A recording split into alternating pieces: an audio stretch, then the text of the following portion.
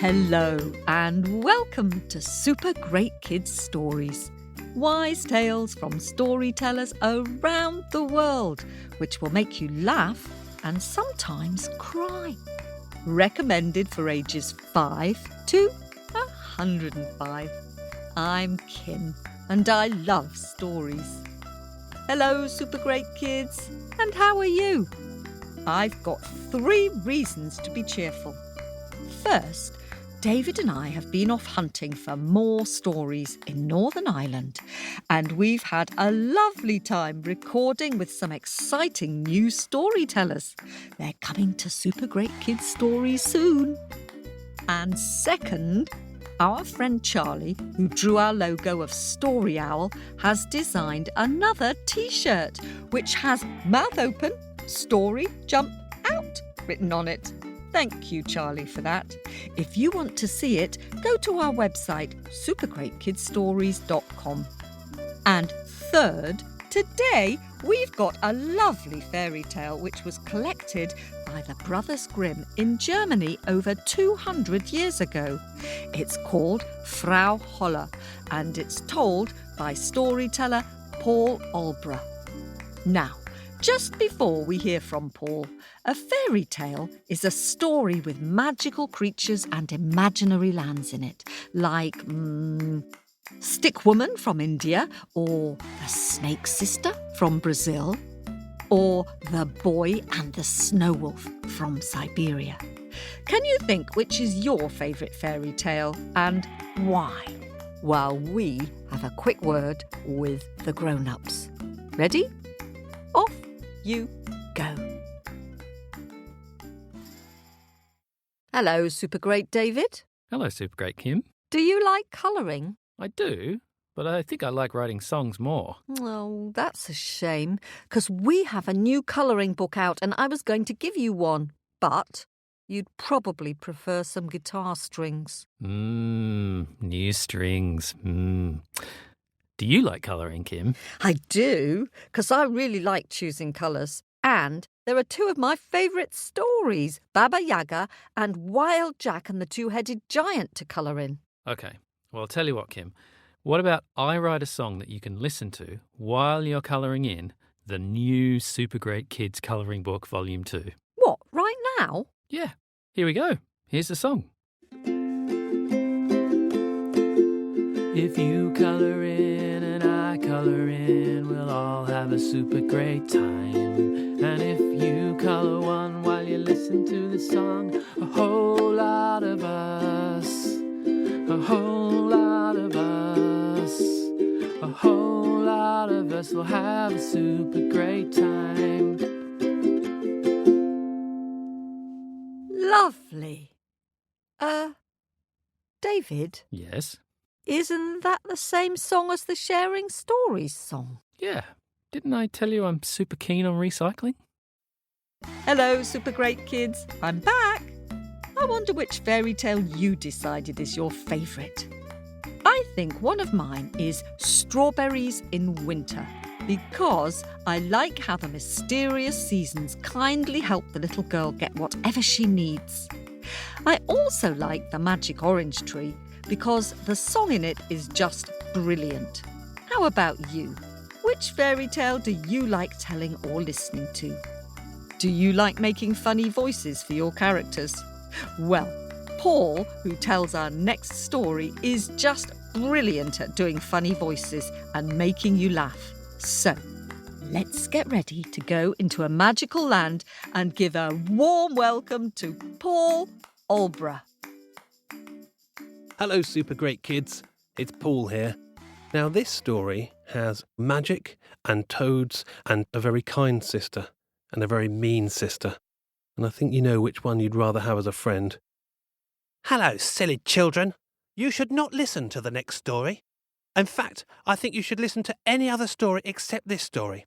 It's a story about me and my sister. And my sister's such a goody two-shoes. She's so nice and kind. And she says that I am mean, but I don't think I am mean. I just want a lot of gold and diamonds and rewards. Anyway, I do not come off very well in this story, and I would rather you did not listen to it. So please turn off now. Let me tell you the whole story. It's the tale of Frau Holle. There was once a mother who lived with 2 daughters. The youngest of the girls was really kind. How kind? Well, she was the sort of girl who would give you her last sweet at Halloween, or would stop to help someone who'd fallen over rather than win a running race. She was the sort of girl it would be nice to be friends with. But the other daughter, she was 2 years older, and I'm afraid there's no other way of putting this. She was mean. How mean? Well, this was the sort of girl who would tell on you in class, even if you'd done nothing wrong. She was the sort of girl who would trip up someone in a running race and then say, "Ha ha, see you later, clumsy loser face," and then claim the first prize and not share it with anyone. She was the sort of girl that people were a bit scared of, and she didn't have many friends at all. The family were not very rich, and they lived in a tumble-down cottage on the edge of a forest with an old well in the garden. Now, this story takes place a long time ago, and people had to work very hard in those days. Every day, the girls had to do all the housework and work on an old machine in the garden called a spindle. The spindle made wool and cotton that their mum would go and sell on a market stall. Still, they were happy enough. Well, 2 of them were. The eldest daughter would huff and puff and break things and slam doors and cause trouble, leaving the youngest sister to do all of the work. Because she was kind, and she wanted her mother to have enough things to sell, the youngest daughter would keep on spinning the spindle and keeping the house nice. She couldn't understand why her sister was so mean all the time, or why she was so cross considering she didn't even do very much. There is a reason for that, and it's well worth remembering. But I'll tell you at the end of this story. First, there's some magic on the way, so get ready. One freezing cold morning, the youngest daughter was working on the spindle when she pricked her finger. It really hurt, and a little blob of blood came out of her thumb. She was so shocked that she jumped out of her seat, and the spindle fell, rolled and tumbled down the well. Now, as we've said, this is a very kind girl we're talking about. The youngest daughter couldn't bear the idea of her mum not having anything to sell at the market, so she decided to climb down the well and grab the spindle back. She carefully climbed down the slippery bricks until she reached the bottom of the well, but instead of water at the bottom, there was a little path, lined with fresh spring flowers. Forgetting about the spindle for a moment, she noticed the path led to a red wooden door. Carefully, she opened the door with a creak. And inside, you'll never guess what she found. A whole magical land. There were rolling hills and trees heavy with apples. There was a blue sky and a little cottage covered in spring flowers. Everything looked so happy and friendly, and it smelled of freshly baked bread. The door to the cottage was open, and from the inside, the youngest daughter heard a tiny cry. Well, this was a girl who could not stand by if someone was in trouble, so she cautiously went to the cottage to see where the cry was coming from. "Oh, help! Oh, bloomin' heck! I'm nearly baked," said a voice. The girl opened the oven, and inside there was some bread, with a little cute face on it, crying and crying. "Oh, girl, thank the loaf you're here. Would you please take me out, for I am nearly baked, and I do not want to be toast." Very carefully, using oven gloves, the girl took the loaf out. He looked very relieved and gave her a thank you smile. A big smiling loaf of bread, just perfectly cooked. Before she could take in this wondrous occurrence, she heard another voice. "Oh, cripes! Oh, help! My branches are about to snap, so they are." It was the apple tree outside, wailing and swaying in the breeze. When the little girl went to see what was the matter, she saw that its branches were bending from the weight of the apples that had grown on each one. "Oh, girl, I don't suppose you'd mind terribly picking the apples from me branches, would you? Thank you very much, kindly, thank you." And of course she didn't mind. I'm sure that you probably would have done the same too. The tree was so grateful that he broke out in beautiful white blossom to say thank you. What a kind girl, said a small, cracked voice behind her. The youngest daughter turned around, and there was a little old lady dressed entirely in green. She was very old and very little. My name is Frau Holle, and I have been waiting for a kind and lovely girl to help me with my chores. Would you be so kind? The youngest daughter was astonished. A whole world in a well. Talking bread? A little lady? It was a lot to take in. But then she remembered that her mum had always told her to be kind to older people. So she put aside her questions and asked what she could do to help. I need my bed to be made, and my bed covers must be shaken. And when you shake them in my room and the feathers fly, it makes it snow in your world.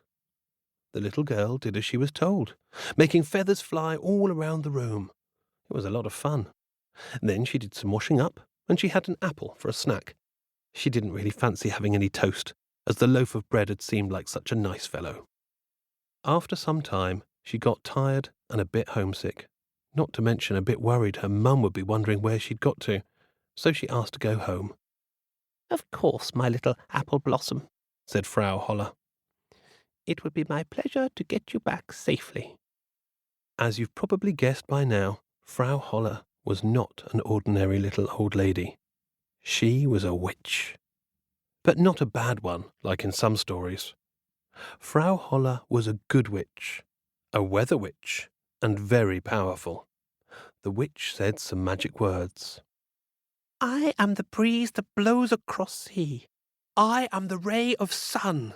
Let this girl get her just rewards and return her to her mum. There was a flash of light, so blinding that the girl had to shield her eyes. And when she looked again, she was back home. The spindle was back, and there was snow on the ground. At first she thought she might be dreaming, but then she looked up. Above her head was a tiny white cloud, and it began to rain over her head and nowhere else. Now that might not sound very nice, but the rain wasn't water. It was diamonds and gems and coins, and the riches lay all around her, and when there was too much to carry, the cloud vanished. The girl ran and told her mum, carrying all of these lovely jewels. Her mum was delighted, and they did a little dance together, knowing that because of her kindness, they'd never have to work again. Everyone lived happily ever after. Well, not quite. What about the eldest daughter, the mean one? She'd been listening to all of this and was furious with jealous rage. Ugh! How dare my stinky little sister get all the credit for falling down a stupid well and helping a stupid old lady, she said to herself. If they think that was magic, watch this. The eldest daughter climbed down the well in a huff. She saw the door and kicked it open, leaving the poor door groaning in pain. She too saw the magical world, but she didn't stop to take in the wonder of the sky and the trees. She was too busy looking for Frau Holle. Another loaf called out, Oh, help me, I'm nearly baked. But she just laughed. Sorry, you big crusty crybaby. I have a witch to find. You're toast. And then she heard one of the trees crying. Please will somebody help pick my apples, for my branches are about to break. Oh, yeah, branches, thought the eldest sister. That's a brilliant idea. So she climbed up the poor tree to look for Frau Holle. Apples came tumbling off, and the poor tree began to weep like a willow. Get down from there at once, cried an elderly voice. Of course it was Frau Holle, and she was not very happy at all. The eldest daughter jumped down, nearly landing on the poor witch and shaking more apples off the tree. Listen, lady, you gave my little sister tons of gold and riches and whatnot from a little cloud, and I want the same, now. Do you really, girl? Well, it's only fair that I give you the reward that you deserve. Close your eyes. I am the storm that blows across the sea. I am the blinding sun. Let this girl get her just rewards and return her to her mum. There was a flash of blinding bright light, and the eldest daughter was back home. She looked up, and there was a little black cloud above her head.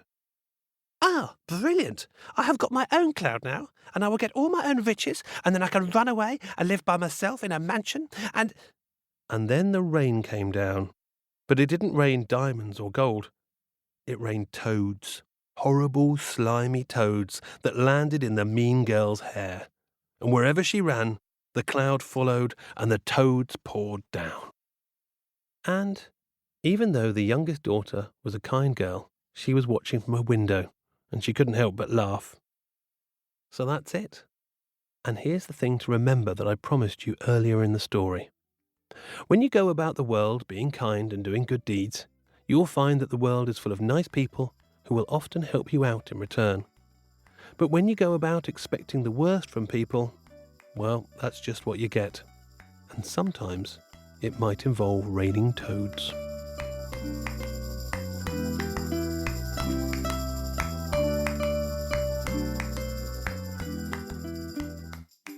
Ugh, raining toads. Just imagine. Slimy toads slipping down the back of your neck. Oof.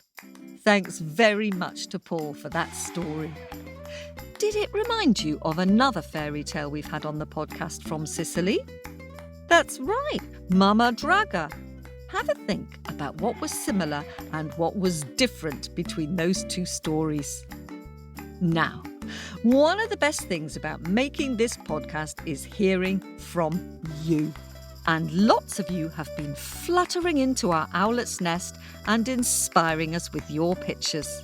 So it's time to dig deep into our bag of happies and say some thank yous. Hello and welcome to Umer, who is 6, and to Maher, who is 3. They are both big fans of the super great scary stories. And welcome to new owlet Arlo, who is 5, from New Milford in Connecticut in the US. Arlo recently discovered the podcast and is enjoying exploring the archive.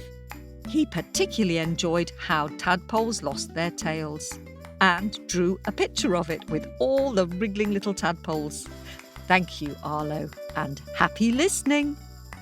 And and hello to 4-year-old Graham from Denver in Colorado in the US. Graham absolutely loves the scary stories, especially any with Baba Yaga the witch in them. Graham's mom says they enjoy listening to the stories together and are enjoying the book recommendations in the Owlet Letters. Hurrah! And and hello to new owlets Charlie, who is 6, Rowan, who is 4, and Nora, who is 1. Charlie's favourite story is The Magic Orange Tree, and Rowan's is Nora and the Ackee Fruit. And and thank you to their grandparents, Papa and Grandmas, who signed them up to the Owlet Club. And and hello to 8-year-old Traveller and 4-year-old Cedar from Washington, D.C. in the US. They especially love How the Mosquito Became and all the Anansi stories.